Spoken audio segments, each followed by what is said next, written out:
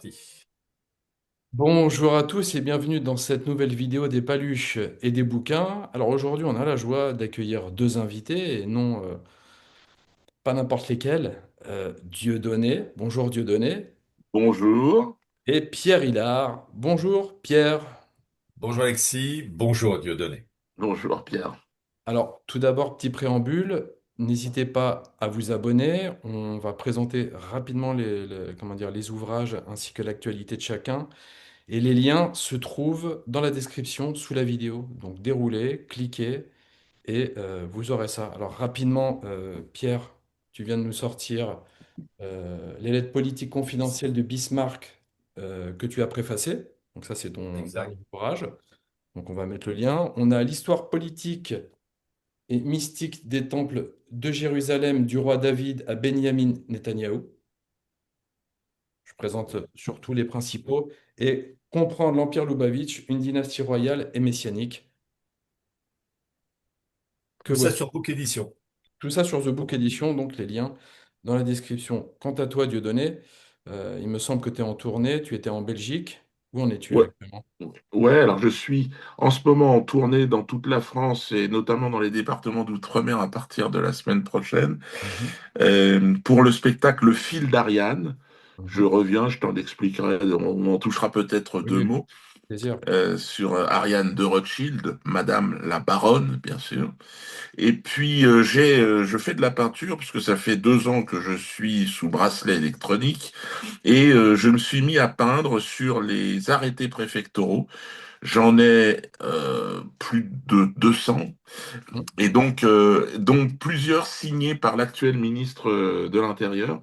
Donc mes œuvres picturales sont numérotées par l'État, par les préfectures et signées donc par co-signées avec le ministre de l'Intérieur. Alors je m'amuse, on a fait pas mal d'exposition et on va en faire à partir du mois de septembre parce que ça connaît un vrai succès, quoi. Je suis assez content de cette reconversion à 60 ans, là, de me retrouver dans la peau du peintre. Voilà. Puis comme ça, on te fiche la paix. Ouais. Et donc, il y a un site, et on a une galerie en ligne aussi qui s'appelle artadministratif.com. Donc, si les gens sont intéressés, ils peuvent aller faire un tour On va et mettre ça laisser quelques commentaires. Voilà. on va mettre ça en lien dans la description. Alors, cette rencontre, elle est pas anodine, hein, parce que il y a quelque temps, tu avais,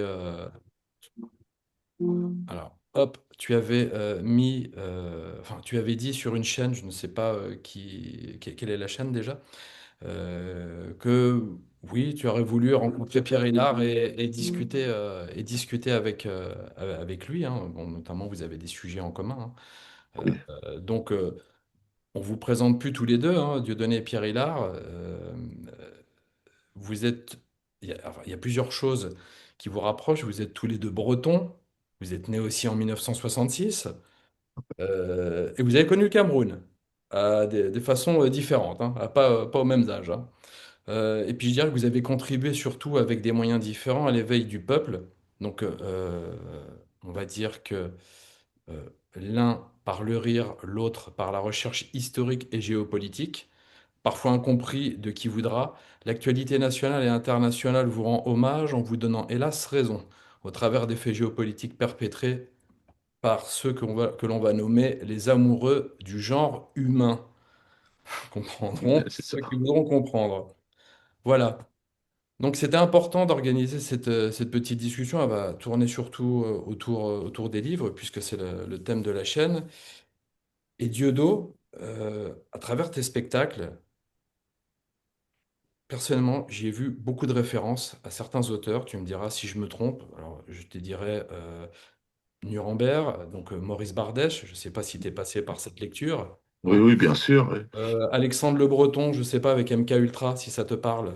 Oui, ça me parle, mais je connais pas très très bien, mais oui, ça me parle. Oui, j'ai des références. Voilà, il y a le Talmud, donc notamment il y a un ouvrage qui s'appelle Thierry Murcia, Jésus dans le Talmud. Je ne sais pas si ça te parle. Le titre est magnifique, mais je ne l'ai pas lu, non. Alors, une personne de la communauté organisée, hein, si je puis dire. Ouais, ouais. C'est pas quelqu'un qui défend ça. Et puis, il y a aussi notamment les écrits de Pierre. Je ne sais pas si tu as eu l'occasion de lire Pierre. Oui, Simplement oui, une oui, oui, bien analyse. sûr. Il y a assez longtemps, d'ailleurs, à l'époque du théâtre de la Main d'Or, là.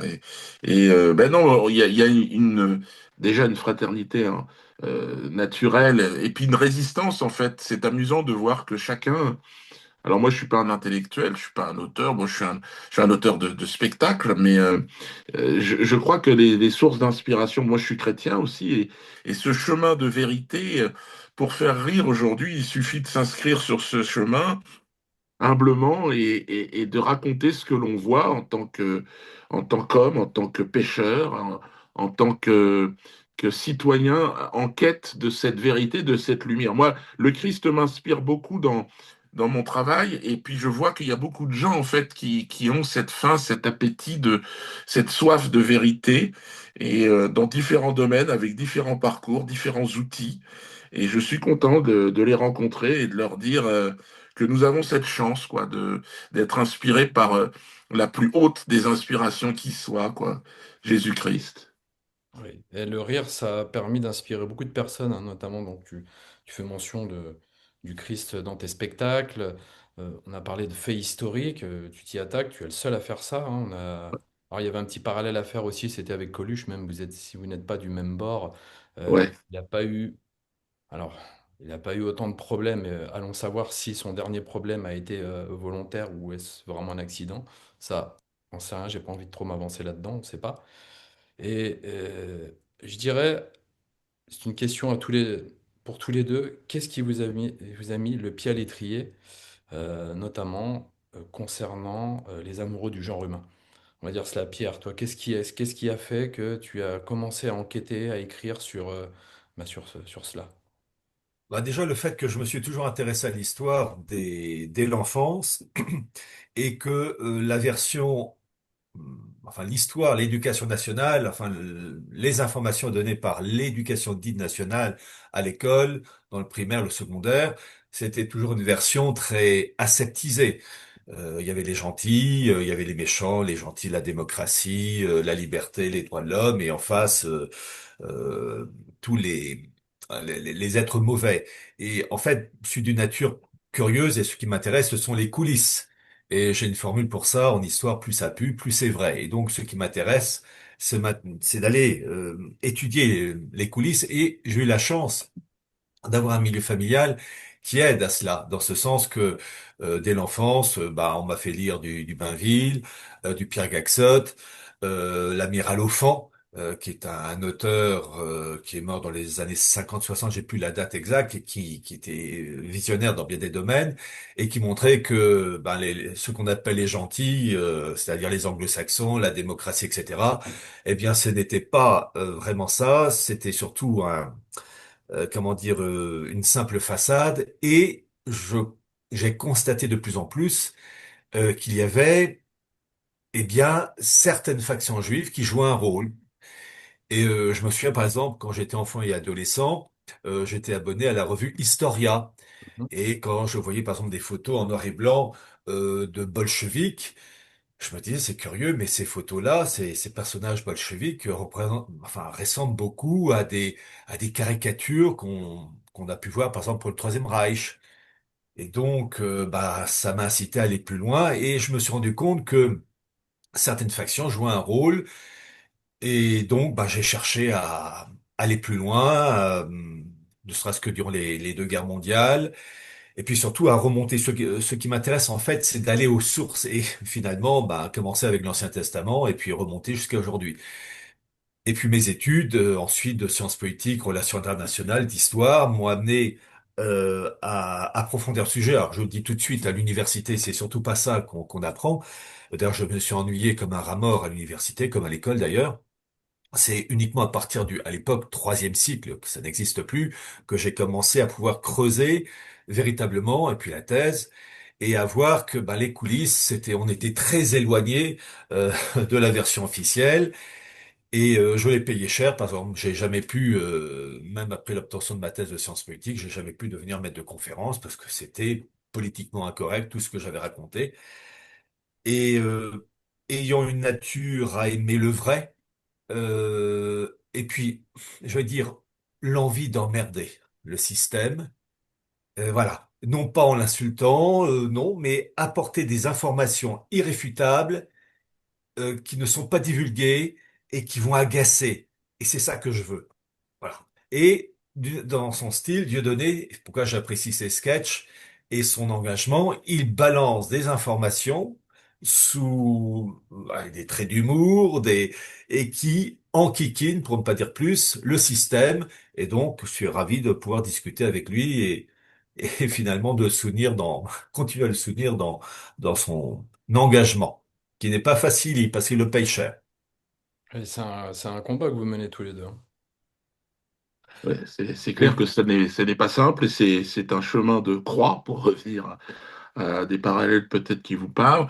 Il y a Aimé Césaire que j'ai eu la chance de rencontrer qui me disait qu'il avait découvert à travers mon travail une certaine résistance que lui avait exercée avec le vecteur poétique. Mhm. Et il me disait rire avec la souffrance nègre, qui est la souffrance humaine en réalité. Et il me dit, vous allez déranger nos maîtres.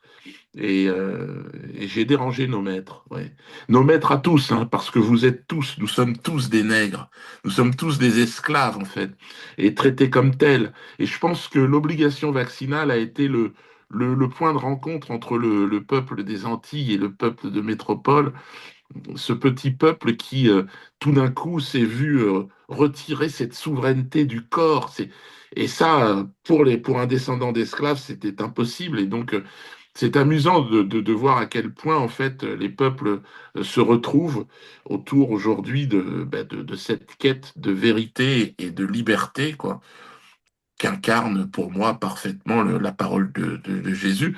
Et je pense on est face à cette réalité, ce moment où il va falloir effectivement tous ensemble se retrouver autour de qui, autour de quoi. Et c'est la question. Il y a tellement de mensonges. Je vous écoutais tout à l'heure, et Pierre aussi qui disait, oui, j'ai appris des choses, et je me suis dit, on nous aurait menti. Je crois qu'on nous a menti. On nous a menti de la maternelle jusqu'à l'EHPAD. On nous ment. On nous dit n'importe quoi. Et le pouvoir est entre les mains de menteurs. Et leur invention ultime, la création, cette monnaie, cet argent pour lequel chacun se lève chaque jour, est un mensonge. Et le plus gros de leurs mensonges, et le levier de pouvoir le plus efficace. Alors dans ce monde-là, voilà, on a plusieurs façons pour pouvoir se résister, manifester sa liberté, sa soif de libre. Moi, je l'ai fait par le rire parce que j'ai toujours pensé que euh, la paix reviendrait avec le sourire sur le visage des femmes, des enfants et des hommes au final. Et donc, j'ai eu la chance à 60 ans, en me retournant, en regardant dans le rétroviseur, d'avoir passé mon temps à faire rire, avoir vu ces visages illuminés de sourire, quoi, et de rire. Et je remercie vraiment le destin de m'avoir permis de vivre cette vie parce que c'est. Alors, il y a eu effectivement tu le disais très justement, des difficultés, des pressions. Dans le domaine des pressions, je pense avoir eu la formule gastronomique. Œufs, jambon, fromage et Voilà. café gourmand. Et je te demanderais quel a été le déclic pour toi, à quel moment, parce que tu es quand même issu de l'antiracisme des années Oui. 90, tu étais avec Elie Semoun, à quel moment, enfin, qu'est-ce qui t'a mis le déclic? Est-ce que c'est au cours de tes avancées professionnelles où tu as vu justement pulluler ce genre de Moi, personnages? j'étais pas, ouais, c'est ça, j'étais pas vraiment comme la plupart des gens qui commencent dans ces métiers du spectacle. On n'est pas réellement politisé, on n'a qu'une envie, c'est réussir, pouvoir jouer dans un théâtre. Alors on suit un mouvement, un groupe, alors, qui était très de gauche, mais on n'avait pas de conscience politique réellement. J'ai grandi dans la haine antiraciste, on va dire, dans la haine contre le diable, c'était Jean-Marie Le Pen. Et puis, euh, et puis je trouvais ça bizarre, cette haine quand même. J'entendais autour de moi des gens qui disaient si je le croise, je le tue. Je trouvais que c'était excessif. Et puis, le destin, qui est taquin, m'a permis de rencontrer Jean-Marie Le Pen et on est devenus copains, amis. Et c'est là où j'ai compris à quel point la propagande était efficace. C'est un homme qui aimait rigoler, il aimait chanter les chansons, et il était très sympathique, quoi. Il Et donc, distinguait dans son jardin. ouais, ouais, ouais. Et donc, et donc je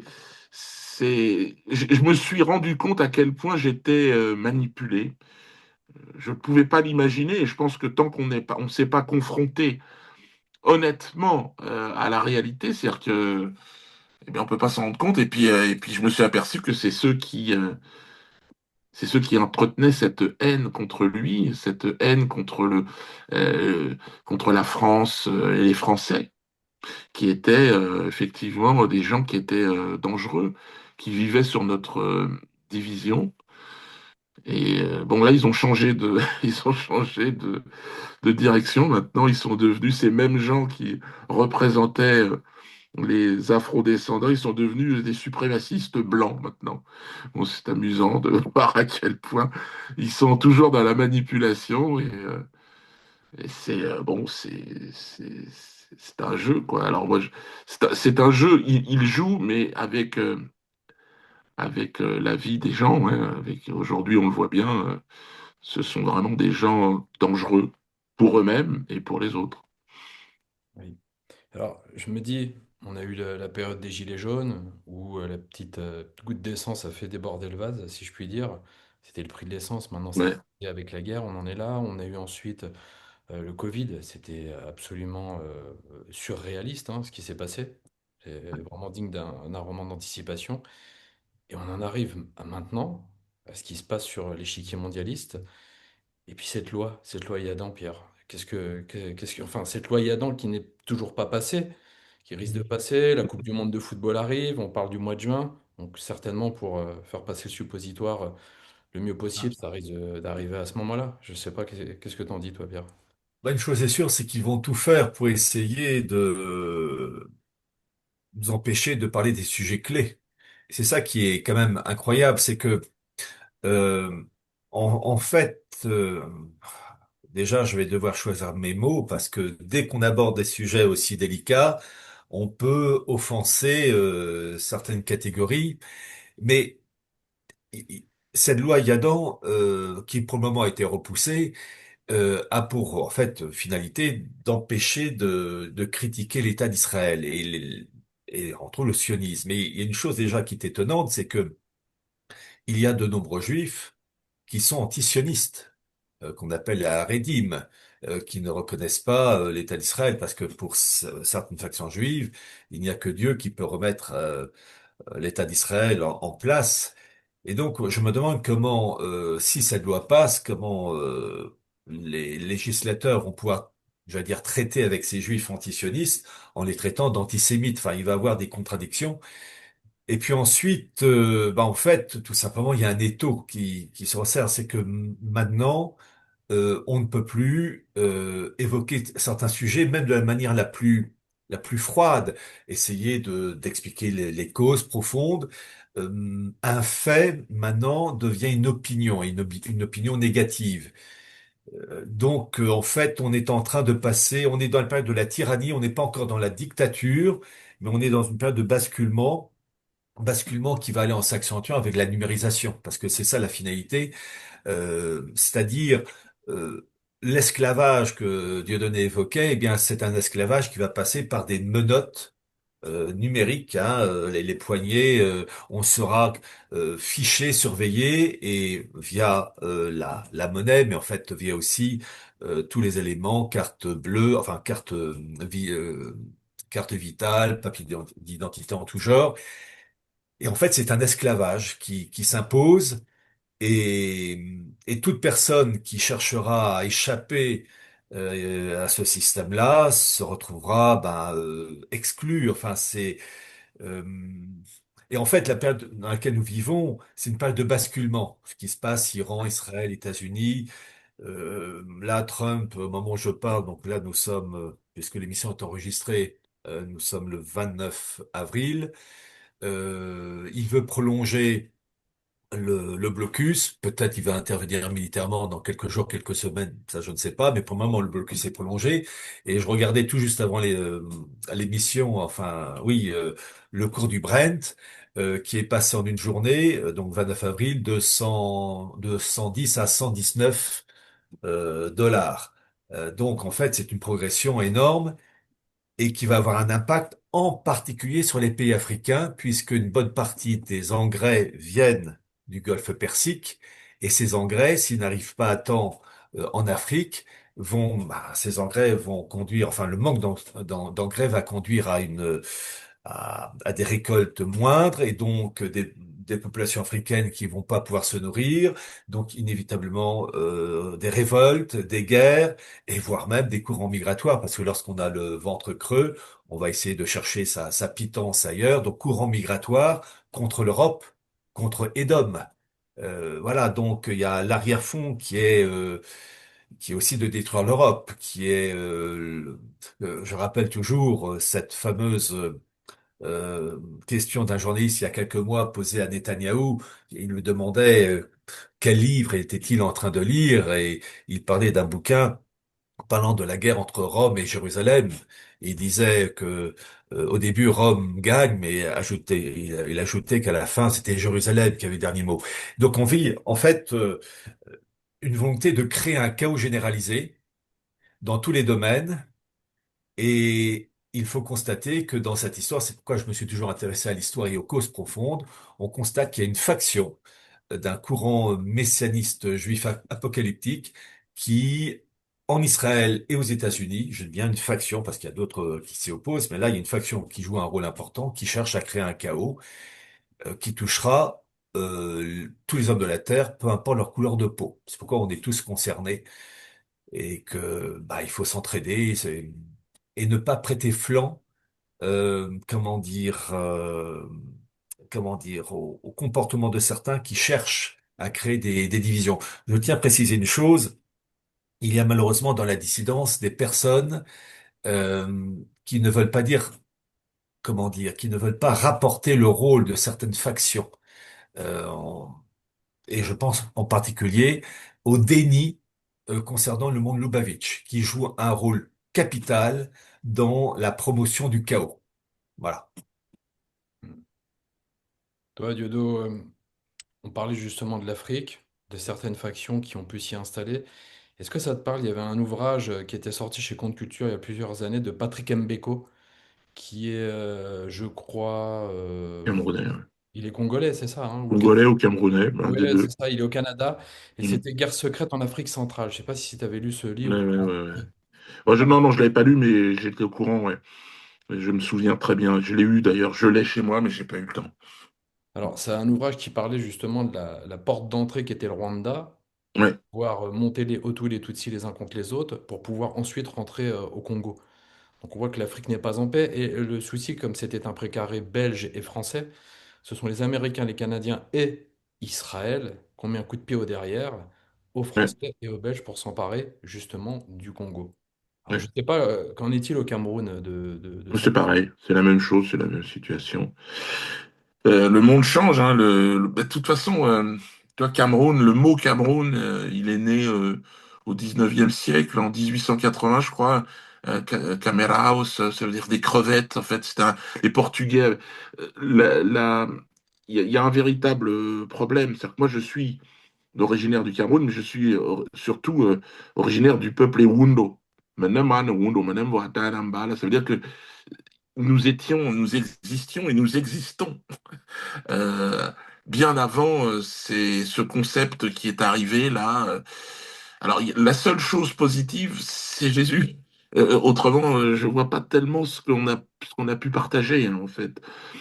Et, euh, et aujourd'hui, bon, l'Afrique est en train de bouger. On le voit avec ce qui se passe au Sahel, l'AES. Là, en ce moment, c'est une guerre ouverte hein, d'influence. On est dans un monde où il y a différentes lectures, en fait. Je pense qu'il y a la lecture, la propagande qui nous est livrée, et puis il y a en coulisses, il y a les services qui travaillent pour déstabiliser, pour organiser, pour tuer. Les leaders, on se plaint souvent des leaders africains qui ne s'occupent pas de leur peuple, mais ils sont tous morts. Ils sont tous morts. Le dernier, c'est Kadhafi. Kadhafi, c'était le dernier grand roi d'Afrique. Eh bien, il a été assassiné, tué. J'étais à ses côtés lorsque les bombes de l'OTAN frappaient, lui, sa famille. Enfin, je suis parti, évidemment, je suis pas mort. Mais j'ai vu, ouais, ouais, j'ai vu, et j'ai manifesté avec pas mal d'artistes africains contre ces bombardements. Et aujourd'hui, avec cette même solidarité, je serais bien à Téhéran pour dire stop, arrêtez, ça suffit. Moi, je suis optimiste parce que je crois que on arrive à la fin de l'histoire. Et à la fin de l'histoire, c'est quoi le pouvoir de ces gens qui organisent les guerres? C'est l'argent, c'est le dollar. Et là, je crois que le peuple iranien est en train de... C'est un point de bascule derrière. On va voir.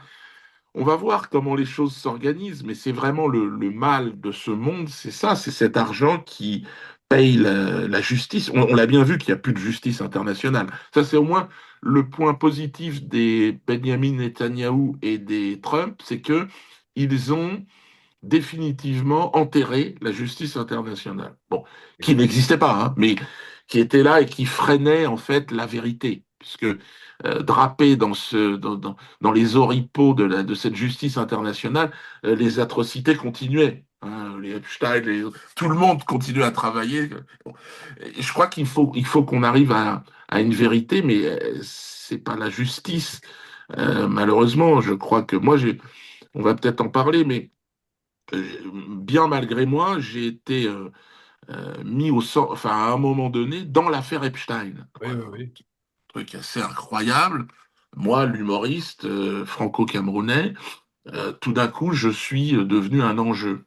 Je crois que derrière ce mail d'Ariane de Rothschild, en fait, on a tout l'état d'esprit de la haute finance internationale. Elle dit, dans son mail adressé à Jeffrey Epstein, on est en décembre 2013, elle dit à Jeffrey, il existe en France un homme politique, Dieudonné. Et moi, je crois que c'est exactement comme ça qu'il voit les hommes politiques et le divertissement démocratique. C'est des clowns, ce sont des humoristes. J'en suis un, donc moi, j'ai pas de problème avec ça, mais les autres aussi. Et en réalité, les décisions sont prises bien au-dessus. Et quand vous avez une Ariane de Rothschild, présidente du groupe Edmond de Rothschild, bienfaiteur de Yishuv, fondateur de l'État d'Israël, qui me dit que la limite d'expression s'arrête à moi, c'est extraordinaire. Enfin, je me dis, mais qui décide en France? Qui? Et pour moi, dans mon cas, ben, je le sais. Je le sais puisque 15 jours après donc ce mail d'Ariane de Rothschild à Jeffrey Epstein, agent du Mossad et de la CIA, eh bien, va se déchaîner autour de moi un véritable lynchage. C'est du jamais vu. Je veux dire, j'ai eu le droit à tout. Et Manuel Valls aux commandes, à qui certainement on a tout promis. D'ailleurs, je suis tombé sur des photos et des liens entre Manuel Valls et Ariane de Rothschild. Bon, euh, pour moi, c'est un petit peu comme si je m'étais arrêté assis sur le bord de la rivière et je vois passer les cadavres de ceux qui m'ont, Manuel Valls en fait partie, mais de tous ceux qui ont organisé ma censure, quoi, avec le temps. Et c'est vrai que c'est assez. Je ne sais pas pourquoi ils sont à ce point focalisés à un moment donné dans l'histoire de la censure sur moi, mais en tout cas, ils ont fait de moi un modèle pour les autres humoristes et pour les autres artistes en général. Et plus largement. Alors moi j'ai rencontré ensuite, pour les historiens, j'ai rencontré des historiens interdits. Hein. Je pense à Robert Forisson et à d'autres qui, qui la liberté d'expression, à mon niveau, elle est arrivée jusqu'au Conseil d'État, jusqu'à une ordonnance du Conseil d'État, l'ordonnance Dieudonné, qui porte mon nom. Comme on a la loi Guesso, qui pourrait s'appeler la loi Forisson d'ailleurs. On est arrivé donc avec cette ordonnance du 9 janvier 2014 du Conseil d'État, à interdire a priori un spectacle. C'est-à-dire, avant même que je ne prononce quoi que ce soit, on m'interdit. Et ça, ça revient sur un siècle de jurisprudence sur la liberté d'expression en France. Donc, euh, moi, je suis spectateur et acteur de ce qui m'arrive. Quand Ariane de Rothschild sort du bois, une famille qui a cultivé la discrétion pendant des siècles quand même, parce que ça fait quand même des siècles qu'ils emmerdent et qui contrôlent la France. Napoléon déjà disait, non, mais bon, celui qui contrôle l'argent contrôle tout. Les Rothschild sont des rois sans couronne.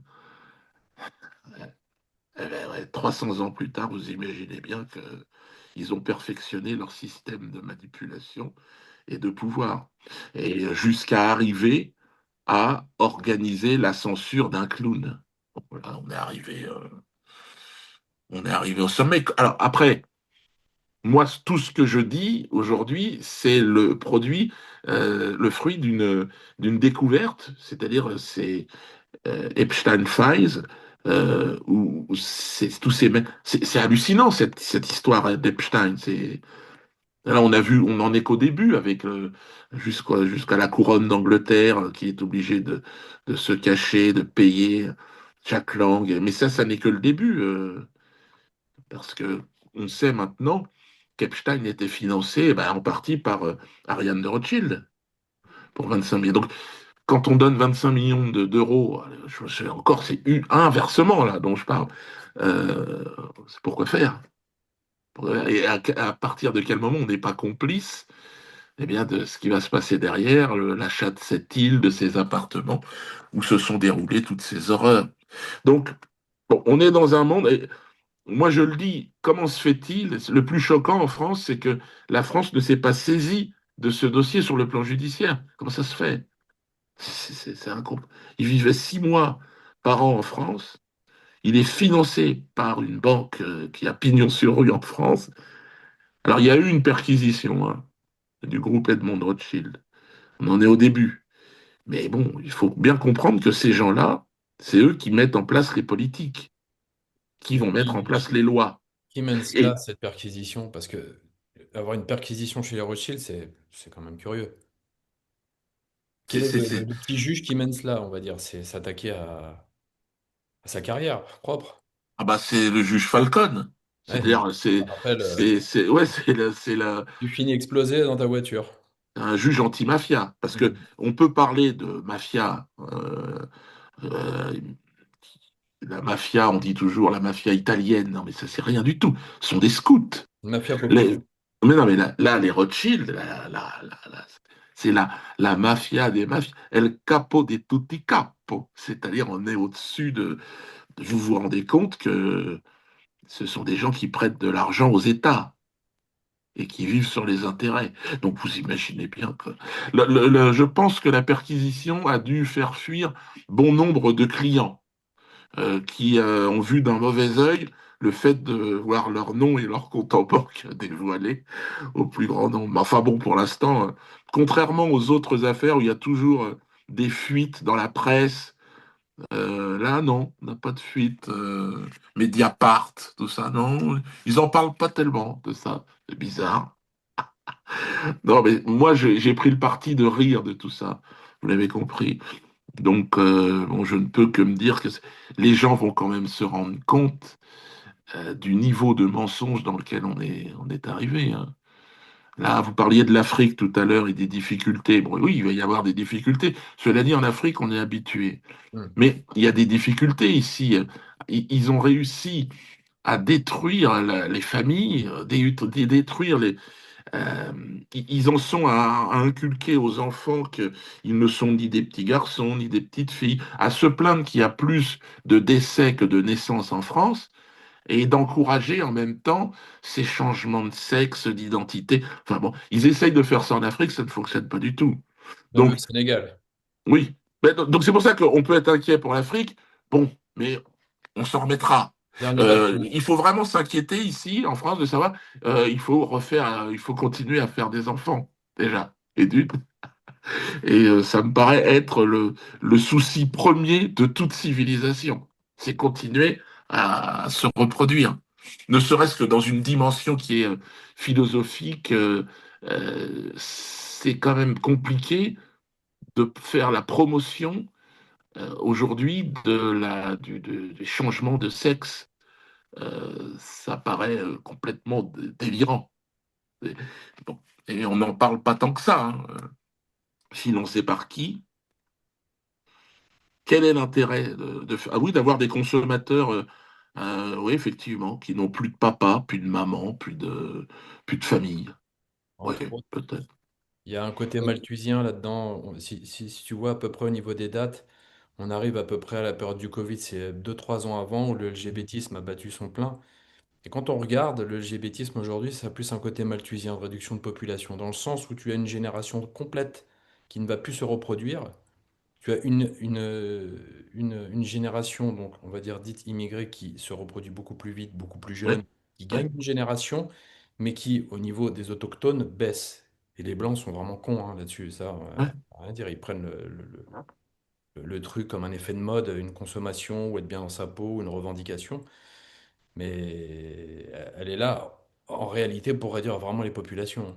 Mais je pense que les gens ne se rendent pas compte à quel point la France a été un phare culturel euh, dans le monde, notamment en Afrique. C'était les gens, moi, mon père ne parlait que de la France, de la culture française. Aujourd'hui, c'est un repoussoir. C'est-à-dire que quand vous avez Macron qui vient nous expliquer qu'il faut faire la Gay Pride à Yaoundé, à Cotonou, non mais là tout d'un coup c'est la France. Elle existe déjà à Marrakech, au Maroc quand même, hein, Ce qui m'étonne pas. C'est parce que c'est un Oui. pays qui n'est plus vraiment, enfin c'est un pays qui est entièrement sous contrôle, on va dire. Et c'est dommage d'ailleurs, c'est le seul pays d'Afrique où je ne peux pas me produire. Ah, tu ne peux pas, oui. Non. Il y a un certain conseiller du roi qui s'appelle Monsieur Azoulay, Oh qui là était oui, le j'ai cru. père de l'ancienne ministre d'ailleurs de la Tout à Culture fait. en France, et Exact. qui a mis son veto sur ma personne. Forcément. Pourquoi? Alors que moi, en tant qu'humoriste, encore une fois, je suis pas un historien, je suis pas un intellectuel, j'ai pu être dans l'outrance, j'ai pu blesser peut-être parfois, et je m'en suis excusé. Parce que je pense qu'il y a plein d'humoristes qui ne s'excusent pas, hein. Ils font des sketchs sur les rouquins, sur les gros, sur les Chinois, ils vont pas s'excuser. Bon, moi, je l'ai fait. J'ai expliqué, en fait, si j'ai pu avoir à un moment donné l'étiquette d'antisémite, c'est simplement que j'ai je me suis amusé avec la compétition victimaire, avec la hiérarchisation des souffrances organisée par l'éducation nationale, les médias. Je trouve ça tellement vulgaire que je me suis dit c'est une bonne matière humoristique. Que tout d'un coup on nous explique qu'il y a une souffrance des souffrances. Non, bienvenue au club. Ça n'existe pas ce que vous me dites. Alors je ne suis pas en train de dire que la souffrance n'existe pas, je ne suis pas en train de remettre en cause, mais c'est la même pour tout le monde. Il n'y a pas. Oui, mais ça se dit pas. Ça Oui, se mais dit pas. je- Non, je je- plaisante, hein. ouais, ouais, ouais, ouais. Non, mais c'est vrai, mais ça se dit pas, mais c'est tellement vulgaire. C'est tellement c'est tellement mensonger, c'est tellement nier la souffrance des autres Mais oui. Oui. que c'est insupportable, que c'est devant la souffrance, on est tous les mêmes. Devant la souffrance d'un juif le 7 octobre ou le 8 à Gaza, c'est pareil, c'est insupportable. C'est c'est Tu connais la formule, il est dit que les hommes sont égaux entre eux. Le problème, c'est qu'il y en a certains qui sont plus égaux que d'autres. Coluche, Je ça, sais plus qui a dit ça. Coluche, c'est Coluche. Coluche, ouais. Ah, c'est Coluche. Voilà. Ouais, J'ai ouais, mais c'est une vrai. petite remarque, pardon de t'interrompre, Dieudonné. Petite remarque au sujet des coups que tu as reçus, Ariane de Rothschild, etc. Indirectement, qu'est-ce que ça révèle? Ça révèle que tu avais atteint une masse critique qui, euh, qui faisait que tu enquiquinais plus qu'enquiquinais le système. C'est-à-dire que tu arrivais à une telle puissance d'influence que cela perturbait le système. Et c'est tout à ton honneur d'avoir atteint d'avoir eu ce bâton de maréchal, si je puis dire. Et indirectement, tu as fait une remarque très juste. Tu as dit qu'en gros, nos hommes politiques sont des clowns et que c'est pas eux qui ont le pouvoir. Je te donner un exemple qui confirme tes propos. Là, c'est pas un homme politique, c'est un certain Nicolas Guillou. Son nom, c'est Guillou, qui est juge à la Cour pénale internationale. Le siège est à Amsterdam, je crois, enfin aux Pays-Bas en tout cas. Et cet homme-là a condamné Netanyahou suite Mhm. à ses malversations, etc. Et donc, vu le niveau du personnage, on se dit ça pèse lourd. Et un élément révélateur et qui montre la toute-puissance de la puissance financière Israël et américaine, c'est que ce juge Nicolas Guillou, donc la Cour pénale internationale, ne peut plus utiliser sa carte Visa Mastercard. Il est interdit des plateformes Airbnb ou bien d'Amazon et de la part donc des Américains, donc en lien avec évidemment Israël, etc. Et donc c'est sidérant de voir qu'un homme de ce niveau-là se retrouve soit dépend de sa femme pour la carte bleue, soit payé uniquement en espèces. Alors que Ouais, ouais. nous, ouais, c'est vraiment révélateur que les vrais patrons sont pas en France. Oui, ce sont des mesures vexatoires mais qui sont intéressantes parce qu'elles révèlent en fait cette croyance dans la justice internationale déjà et la justice tout court, qui est entre les mains de toujours les mêmes, de ceux qui fabriquent l'argent, ceux qui gèrent la finance, quoi. Et moi, j'ai 37 condamnations pour des sketchs, pour des choses incroyables. J'ai des arrêtés préfectoraux tous les week-ends, encore aujourd'hui, bah, c'est toujours sur instruction du ministre de l'Intérieur et un peu plus au-dessus, c'est les commanditaires de Rothschild. Moi, je vois une chose, c'est que euh, ce qui est amusant, en allant sur le terrain du clown, ils se rendent pas compte qu'ils se révèlent bien plus qu'ils ne le pensent. Et oui. Interdire le rire, euh, ils ne se rendent pas compte de ce qu'ils font. Même à l'époque des monarchies, les bouffons avaient un rôle. Et ce rôle, il est fondamental, c'est-à-dire mettre le doigt sur des points de convulsion dans la société, des points de tension. Et seul le bouffon a le droit. Et tout d'un coup, le peuple et les gens qui sont autour, à la cour en général, à l'époque, avaient la possibilité de pouffer, de rire. Et puis voilà, ça faisait passer la pilule. Mais là, aujourd'hui, on est dans quand on voit un Macron, ils sont complètement imbus de leur personne, sans aucune dérision, aucun recul. C'est pathétique, quoi. C'est une vraie dictature dans laquelle nous sommes, quoi. C'est hallucinant. Et c'était pas étonnant que le clown que je suis, que l'humoriste, bah, se confronte à ses limites. Je crois qu'il y a un ministre qui a dit, en France, il y a une liberté d'expression totale, la limite, c'est Dieudonné. Bon, bah, il y a même Hanouna qui a dit j'inviterai tout le monde sur mon plateau, sauf Dieudonné. Bon, bah, écoutez, Ouais. merci, merci, Ouais. merci de me donner autant d'importance, de me Les talons de fixer. référence. Ouais, ouais, Oui, les ouais, talons de référence. C'est ouais, ouais, normal. c'est assez Alors, moi, j'avais rencontré tous les infréquentables, et là, je pense qu'on est quand même un groupe aussi d'infréquentables, mais même si au fond, je ne le crois pas du tout, c'est notre recherche de. Je ne sais pas pourquoi. Le système a fait en sorte que tous ceux qui sont en quête d'un peu de liberté de conscience, quoi, de quant à soi, de libre arbitre, de vouloir laisser aller son esprit sur des terrains, gambader on est vraiment de plus en plus fermé. C'est assez incroyable. Et les seuls espaces qu'on nous autorise, bah, c'est la pornographie, la médiocrité, parce que regardez le niveau de la télé, des chaînes d'infos aujourd'hui. Non, mais Mhm. c'est vraiment prendre les gens pour des abrutis. C'est, ils ont des spécialistes de tout. Ils parlent entre eux comme s'ils représentaient quelque chose, si ce n'est. Enfin, ils représentent, oui, ils se représentent eux-mêmes. Mais je veux dire, ils parlent d'opinion publique, mais pour moi, on est dans un monde où la fiction a été dépassée par la réalité. Ah oui, totalement. Ouais, Exact. on y est là, on y est. En 1984, Orwell, Ouais, etc. ouais, c'est ça.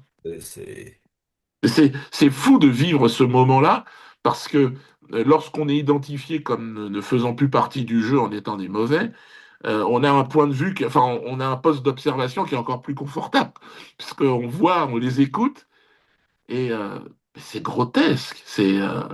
La France, je rappelle, c'est quand même le pays au niveau culturel du raffinement. Mm. Et c'est devenu aujourd'hui, mais c'est terrible, cette vulgarité, c'est impressionnant. Moi, je vois les jeunes humoristes, ils s'autocensurent, ils refusent. Et donc, ils font ce qu'on leur demande de faire. Ils viennent me voir en me disant, Dieudo, t'es le meilleur. Alors, je leur dis, ben non, mais je travaille comme tu es, vas-y. Ouais, mais bon, quand on a 20 ans, 30 ans, qu'on commence dans ce métier, on a envie de réussir. Et la réussite, on l'associe à des Césars, à des Oscars, donc des prix qu'ils ont fabriqués, des bons points. Et alors que ce sont des pièges comme la Légion d'honneur, tout ça. La Légion d'honneur est essentiellement fait pour des gens qui n'en ont plus du tout. Voilà. Exact. Dieudonné, j'ai une question à te poser. Il y a un groupe d'humoristes qui, dans les années 90, a balancé des informations ben, bien ciblées. Est-ce que tu as connu les inconnus? Oui, Les- les- oui. Ah ben Et moi, j'ai eu qu'est-ce la que tu en chance de. penses? Enfin, des trois personnages, Campan, et tout le reste. Ah ben moi, alors déjà, j'ai rencontré et il nous avait conseillé et donné c'était Légitimus. Ben, je l'avais rencontré parce que lui est de Guadeloupe. Il y avait une proximité d'afro-descendants. On s'était rencontrés plusieurs fois. Et puis moi, j'avais une admiration. Bourdon était un comédien exceptionnel. Je dis pas qu'il ne l'est plus, mais je crois qu'il ne s'amuse plus. Et c'est Hein. quelqu'un qui a, pour moi, c'était certainement, il avait le potentiel d'être le, le, le meilleur comédien de sa génération, quoi. Et puis Campan aussi, très bien, mais lui est plus libre d'esprit. Je crois qu'il est parti pour faire des choses. Enfin, ils ont vraiment été vraiment importants dans mon histoire à moi et dans l'histoire de l'humour en France. Ah ouais, les inconnus, c'est énorme. Ils ont marqué, oui. Ah ouais, ouais. Puis leurs critiques, c'était les premiers à montrer la télé, les chaînes d'infos telles qu'elles c'était vraiment, quoi. C'est une farce. Les hommes politiques comme étant des comédiens. Mm. Comme ce que nous dit Ariane de Rothschild. C'est-à-dire, ce sont des humoristes. Mm. Mais Et maintenant, les ils ne peuvent plus inconnus. faire, enfin, ce même profil, on peut plus le voir aujourd'hui. C'est Non. terminé. Il y a eu, alors la plupart des inconnus, enfin, Bourdon et Légitimus ont été très sympas avec moi. Et Bourdon, dans un entretien il n'y a pas très longtemps, a dit tout le bien qu'il pensait de mon travail. En précisant que j'avais pris une direction qui ne... Mais moi, je dirais qu'il a pris une direction qui me fait souffrir pour lui. C'est celle de la collaboration Mm. avec des médiocres. Bah, tu sais il y a son fils à Bourdon qui travaille chez euh, euh, McKinsey. Ah ouais, Je sais plus, c'est une ouais. branche une filiale à Paris. Enfin, j'ai plus la référence exacte, mais il a dans l'affaire Pfizer, enfin tout ce qui est confinement. Je crois que le fils Bourdon a travaillé dans cette branche-là. Ouais, ce qui explique il fait partie d'une bourgeoisie, d'une sorte d'aristocratie de ce milieu-là, et qu'il ne se permettra pas de déplaire à ses maîtres. Et c'est dommage parce que lorsqu'il était au début de sa carrière, il ne calculait pas cela. Bon, cela dit, ils étaient chez Lederman, Oui, oui. donc ils étaient directement reliés au pire de ce qui peut exister dans ce monde-là. Euh, Il était Tu très peux en porté dire plus sur sur l'argent. Lederman? Enfin, oui, Leder... non? Oh ben Lederman, il a été le producteur de Claude Coluche? François, de Coluche. Ouais. Et puis tous ceux qui ont travaillé avec lui ont mal fini, hein. Et tout ce que j'ai eu comme retour, Il puisque arrête, moi je j'ai crois. commencé au Café de la Gare, c'était vraiment quelqu'un de très très mauvais, hein. Oui. Très mauvais. L'argent, c'est ce qui l'animait, hein, d'après. Ouais, ouais, ouais, ouais. Il semblerait qu'à la mort de Coluche, on les retrouvait à quatre pattes en train de faire les fonds de tiroir chez Coluche, quoi. Ah, Donc voilà, mais bon, à la limite, il était cohérent avec son discours, quoi. C'est l'argent, l'argent, l'argent, voilà, et rien que l'argent. Bon, c'est pas des gens très intéressants, des gens qui ont besoin, par contre, d'artistes inspirés pour survivre dans ce milieu-là. Et Bon, souvent chez les artistes, c'est rare qu'ils réussissent à être bien entourés parce que tout le système est fait pour que ils contrôlent à quelques-uns le marché, quoi. C'est vrai que c'est Lederman, en produisant plusieurs artistes, si vous voulez, lorsque vous avez par exemple les Inconnus et vous avez une dizaine d'autres artistes humoristes, vous dites aux mairies, bah, je vous donne les Inconnus et puis vous me prenez tels artistes en plus dans l'année. Donc les collectivités payent et donc eux se payent sur l'argent public, hein, faut pas rêver. Puis alors lui, c'était France Télévisions, donc je crois qu'il y a eu un scandale d'ailleurs entre Lederman et la télé des Inconnus aussi. Enfin, bon, c'était une mafia. Et puis, Lederman avait déposé le nom Les Inconnus. C'est-à-dire qu'il ne pouvait pas refaire le spectacle en dehors de lui. Et c'est ce qui a un peu tué, si j'ai bien compris, ce trio qui était vraiment très, très, très, très fort. Et ça a inspiré, en tout cas, moi et Ellie, ça nous a bien inspiré. Et puis ensuite, voilà, quoi. Quand je les vois aujourd'hui, je trouve qu'ils ne s'amusent plus. Voilà. Hmm.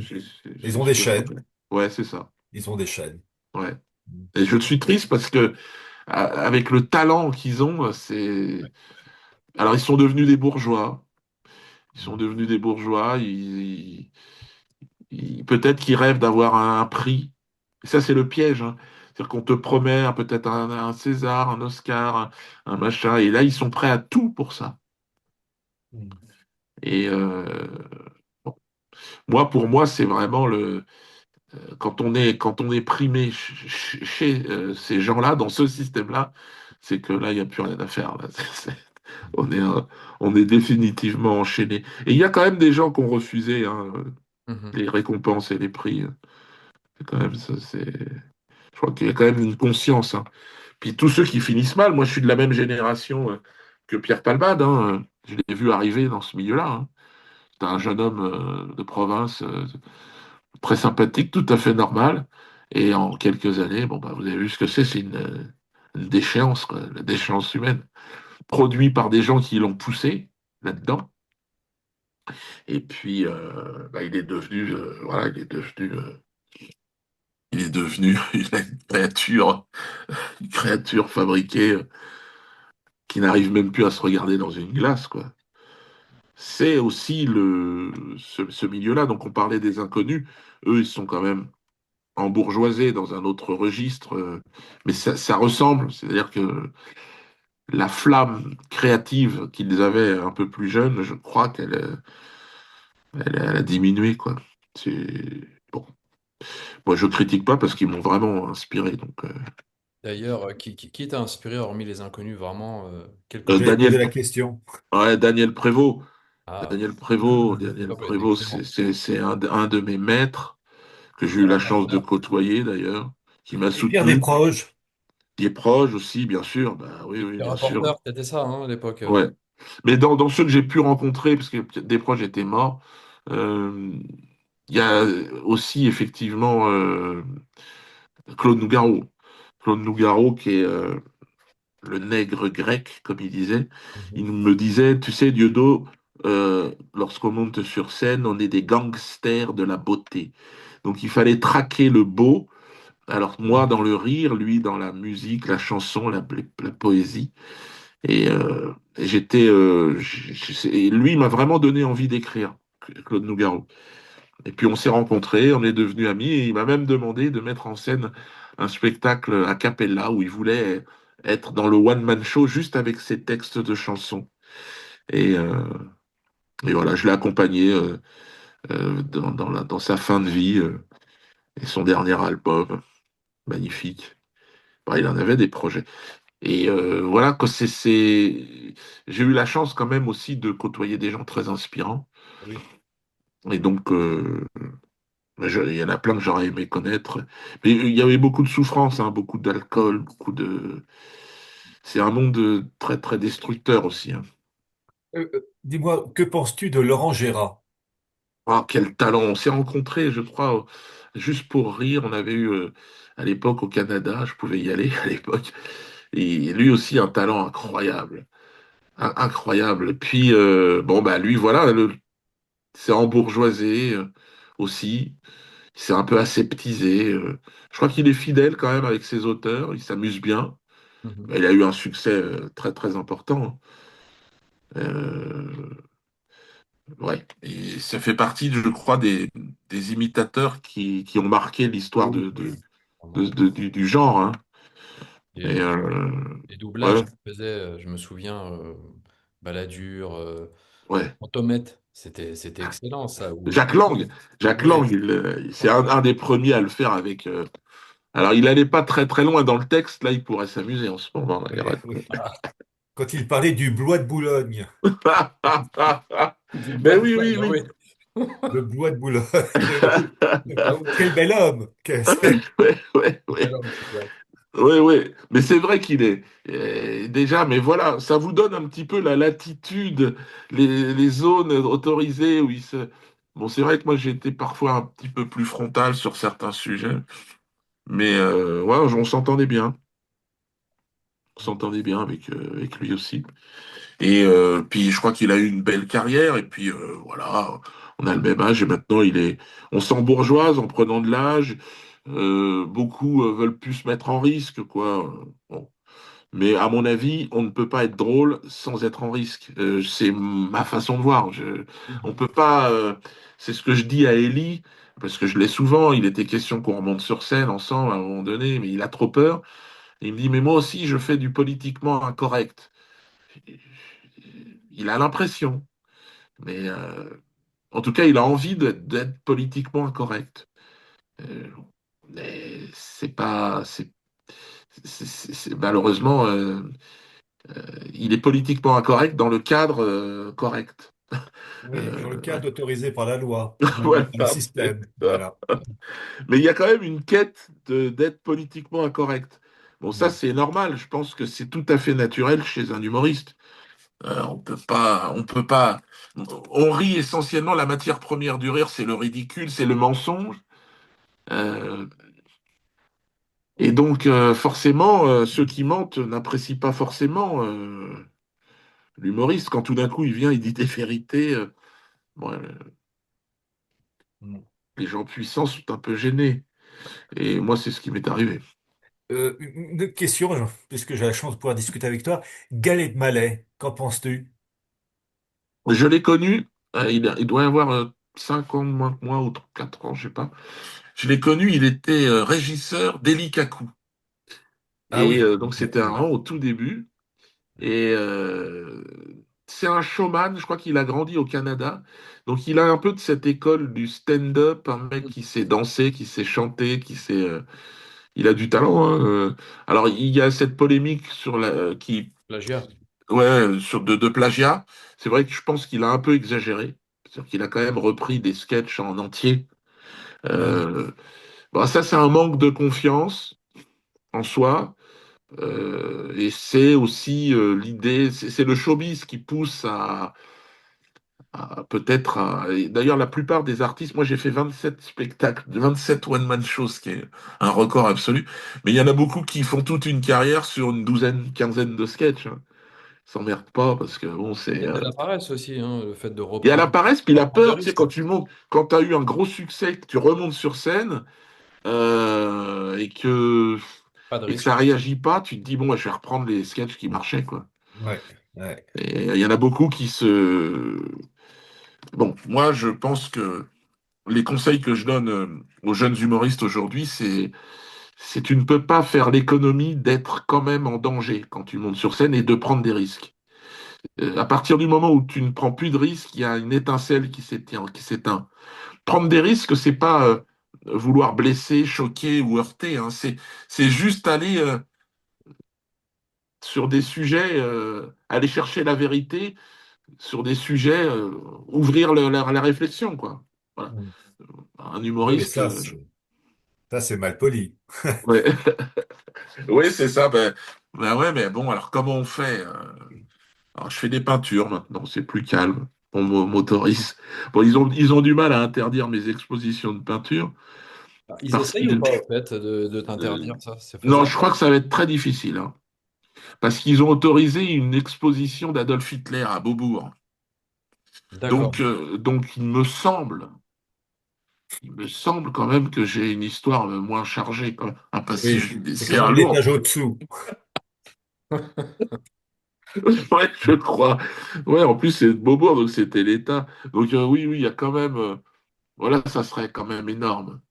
Mais enfin, c'est énorme, hein. Je reçois encore hier, la gendarmerie passe chez moi pour me notifier donc un arrêté préfectoral pour le département de Pau où je vais jouer ce week-end. Et donc, c'est simplement sur instruction de Monsieur Laurent Nunez.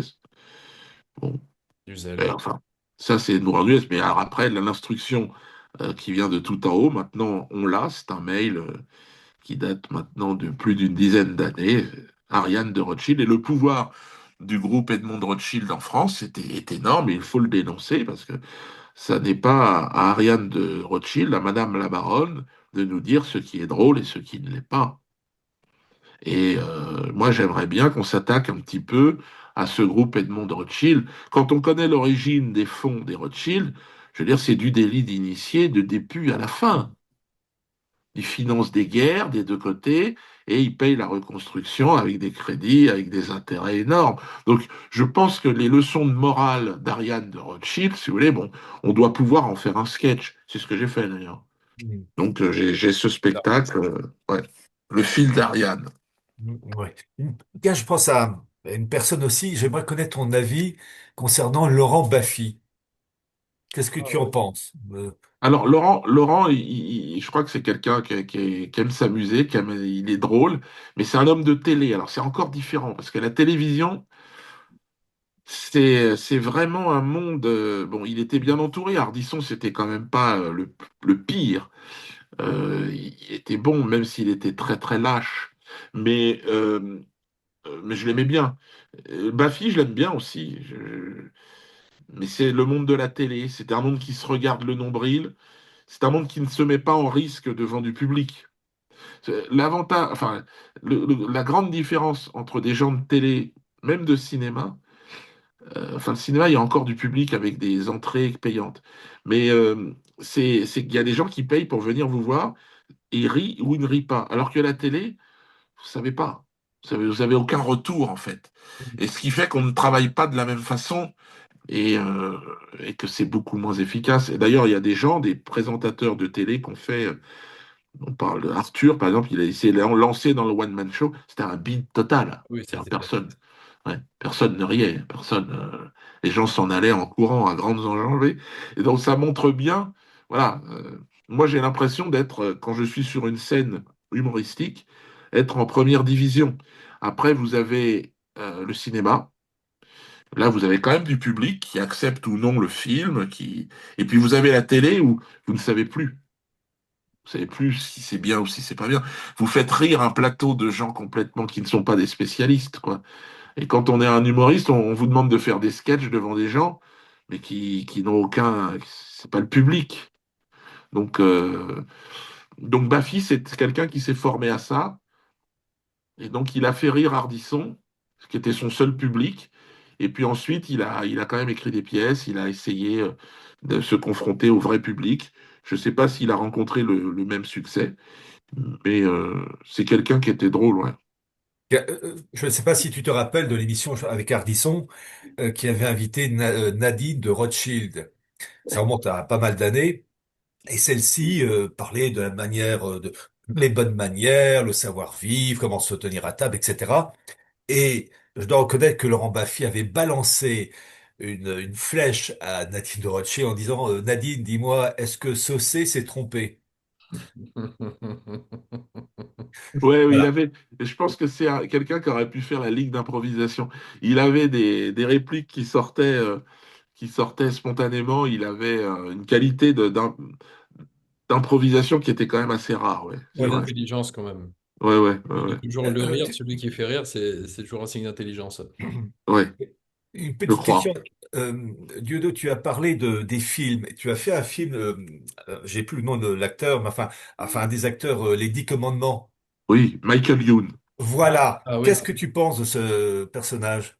Oh, lui aussi, il adorait déconner. C'est notre point de rencontre, c'est que tout d'un coup, il y a des gens, ils aiment rire, quoi. Et tout simplement, ils aiment se retrouver dans une situation et se marrer. Et là, bon, il s'est lancé dans le cinéma, je sais pas où il en est, mais je pense que c'était un groupe de potes. Et, euh, et en fait, pour le public, les gens qui regardent, quand les gens s'amusent, ça transparaît, ça transpire. Et je Oui. pense que voilà, lui, il s'est bien amusé. Il avait un groupe de potes et il avait une humeur, une joie de faire rire, quelque chose de pétillant, qui était très rare. Ouais. D'accord. Et d'ailleurs, le milieu du cinéma, si tu peux nous en parler, comment c'est par rapport au tout ce Ah que tu ben, as pu faire?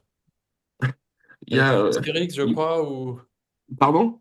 Moi, je t'ai jamais vu au cinéma. Je sais que tu avais fait un Astérix, il me semble. Ouais, ouais, j'ai fait un série, j'ai fait une dizaine de films quand même. J'ai tourné après moi-même, j'ai fait des films pour moi, moi, pour moi, c'est la scène. Et puis, mais j'ai quand même rencontré plein de gens, hein. J'ai joué, ouais, j'ai tourné Ah avec bah, c'est pas- les deux Pardieu, les Claviers, les bah ouais, tous ceux qui m'ont fait marrer, Baffy, ouais, on a tourné ensemble. J'ai évidemment Alain Chabat. Et c'est vrai que Valérie Lemercier, Claude Rich, qu'est-ce qu'on s'est bien marré aussi avec Claude Rich. Quelqu'un de vraiment marrant. Puis alors lui, il a une histoire, il me racontait le cinéma. Mais je préfère vraiment la scène parce que on ne spontané. triche pas. On ne triche pas. Tu as les gens qui sont en face de toi. Mm. euh, c'est un véritable échange. Tu te regardes pas le nombril. Tu parles et t'échanges. Alors que le cinéma, c'est des gens qui sont dans un système et ils sont tristes après. Beaucoup, c'est très superficiel et euh, mais bon, il y a parfois des moments et Astérix, on avait bien rigolé. Chabat était vraiment doué, quoi. C'est vraiment un super réalisateur. Et puis il y a Astier que j'aime bien aussi, Bourdon, des gens avec qui j'aurais pu faire quelque chose. Mais encore une fois, je veux dire, on quitte pas la première division et la scène pour aller faire des trucs. Tant que tu as le niveau et tant que tu peux le faire. Là, je reviens de, de spectacle en Belgique, là, incroyable. C'est incroyable. Le parc d'un château, il y avait plus de 1000 personnes et sans affiche, et les gens viennent se marrer euh, parce que parce que c'est vraiment un espace de liberté, la scène, que tu n'as pas ni au cinéma ni à la télé. Et bon, C'est du direct, on se lance. Ah, ouais, c'est ça ça, triche pas, comme tu dis. Mm. c'est ça, c'est ça. C'est extraordinaire. Et puis c'est une vie extraordinaire parce on peut pas tricher. Voilà. Au Tu regrettes cinéma rien. et à la télé, on triche. Hein, c'est que de la triche. Quelqu'un de mauvais peut être bon au cinéma. Tu ne regrettes Voilà. rien, je suppose, si c'était à Ah faire, non, à refaire. non, non, Tu... non. Enfin, je regrette rien. Je peux regretter d'avoir blessé des gens alors que je le voulais pas. Si c'est sincère, hein. Et ça a pu l'être. J'ai fait des mauvaises blagues. Mais globalement, je suis assez content de mon parcours et, euh, et d'avoir amené, quand tu as des jeunes humoristes qui viennent te voir et te dire, ouais, Diodo, c'est toi qui m'as inspiré, tu m'as donné envie de faire ce métier, donne-moi des conseils.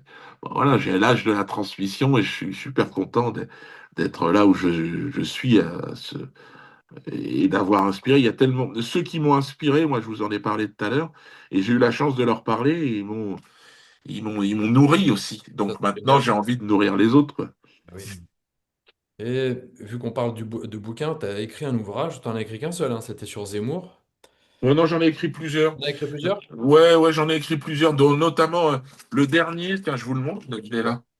C'est celui-là. C'est 14 novembre, parce que le hasard des choses a fait que j'étais il est sur Amazon. J'étais en Belgique, encore une fois, et à la fin d'un spectacle, il y a un jeune homme qui vient me voir, il me dit bonsoir, je m'appelle Mohamed Abdeslam. Mhm. Merde, et c'était le frère de Salah et Brahim Abdeslam, les membres du commando du 13 novembre. Oh là là. Ouais. Mais lui, il n'avait rien à voir là-dedans. Lui, il bossait à la mairie, avec la police. Enfin bon, et sa vie a complètement basculé à ce moment-là. Sa vie est devenue, alors, on va pas dire un enfer, par respect pour les victimes de l'attentat, mais quand même, c'est-à-dire qu'il a tout perdu. Et il a été soupçonné et tout ça. Oui, Et, les effets euh, collatéraux. ouais, les effets collatéraux. Mais c'est surtout, il a, dans ce bouquin, on a le témoignage de l'ambiance générale, quoi, de comment ça s'est passé. Et il les a vus se radicaliser. Et le plus terrible, il en parle, il est allé voir la police.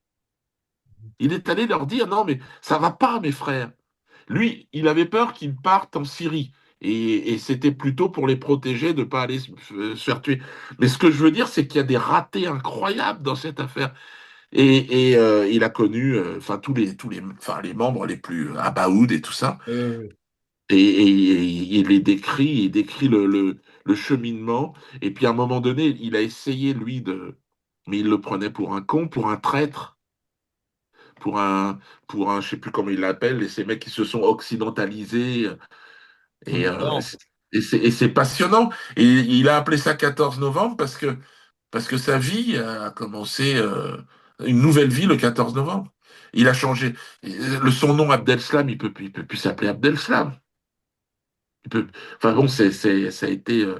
Et puis, ce qui est extraordinaire, hein, grâce à ce bouquin, il a pu rencontrer des victimes des attentats, notamment un qui avait été pris en otage au Bataclan. Mhm. Et ils ont sympathisé, ils préparent un bouquin ensemble.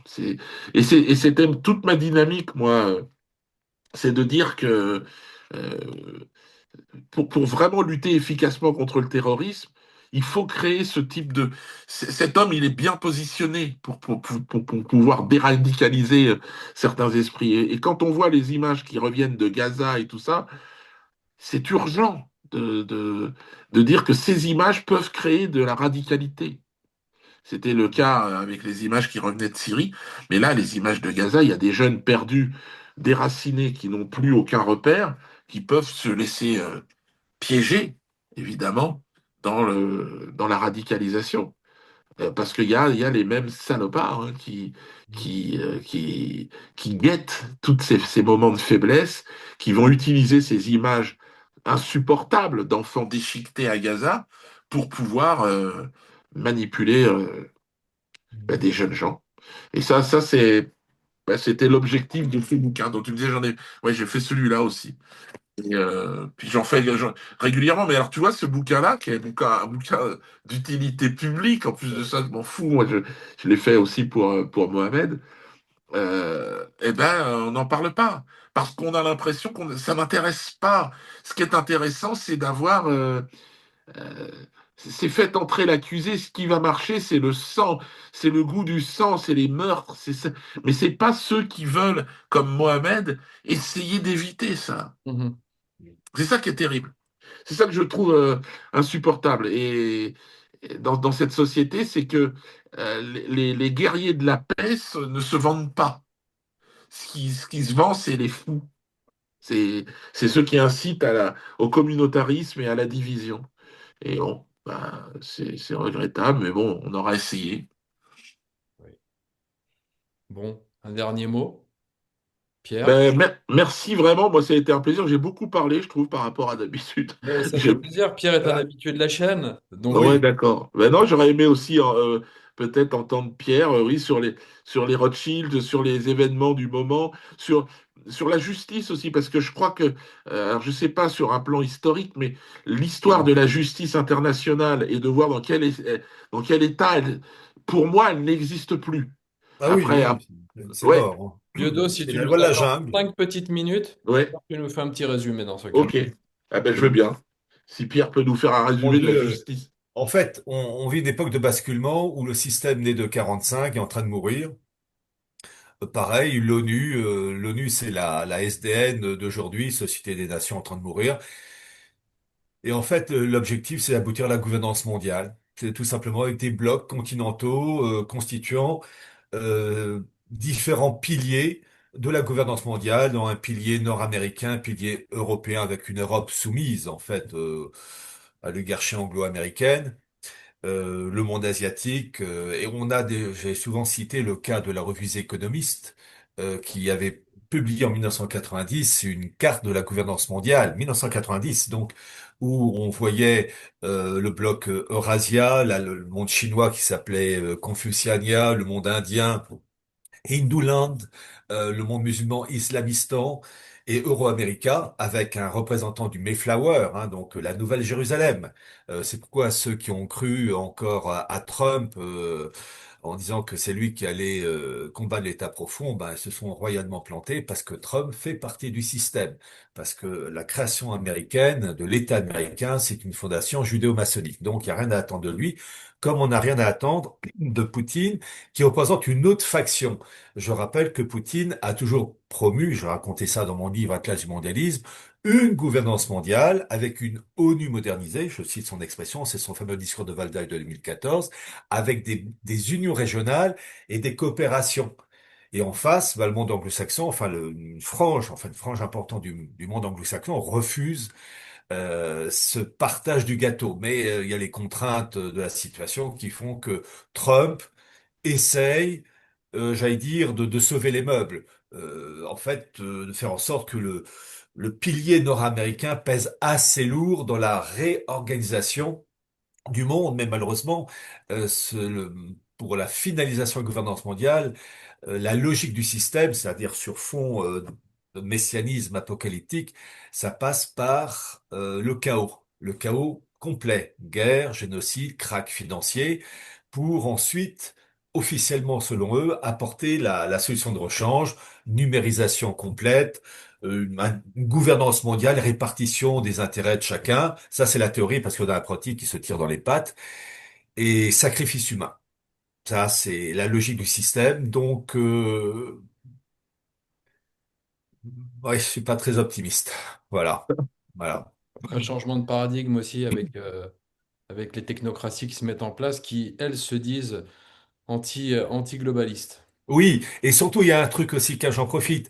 Ceux qui prônent J.D. Vance, qui est le vice-président actuel, en disant que c'est lui qui permettrait finalement de rétablir l'équilibre, faire en sorte que il soit plus rebelle à Israël. Alors ça, c'est faux parce que déjà pour arriver à ce niveau, il faut montrer patte blanche. Et je rappelle que J.D. Vance a eu le soutien de Peter Thiel, donc qui a joué un rôle clé dans la création de Palantir avec Alex Karp. Palantir, donc organisme de sécurité et de surveillance intimement lié à Israël. Donc déjà ça, on voit que J.D. Vance il faut pas, il y a rien à attendre, mais que Peter Thiel a financé à hauteur de 15 millions de dollars J.D. Vance pour qu'il devienne, donc dans les années 2018-2019, je sais plus la date exacte, sénateur. Et J.D. Vance est lié à tous ces mouvements, comment dire, comme Curtis Yarving, Nick Lang, pour mettre en place ces fameux lumières sombres ou lumières obscures, c'est-à-dire la mise en place d'une caste oligarchique surveillant tout le monde grâce à la numérisation. Donc, croire en J.D. Vance, c'est une aberration, mais ceux qui se sont plantés sur Trump, bah, ils continuent avec J.D. Vance. Je rappelle que on ne peut attendre rien de positif de la part d'un État américain qui s'est construit en opposition à la romanité. Voilà. C'est quand on connaît ça, les racines sont mauvaises, les fruits sont obligatoirement mauvais. Je m'arrête là. En tout cas, ravi d'avoir pu échanger et surtout écouter Dieudonné. Eh ben, merci, merci à vous deux, et puis je vous dis à très bientôt. Très bien, ça Merci. marche. Merci encore à tous les deux et puis à très bientôt. À très bientôt.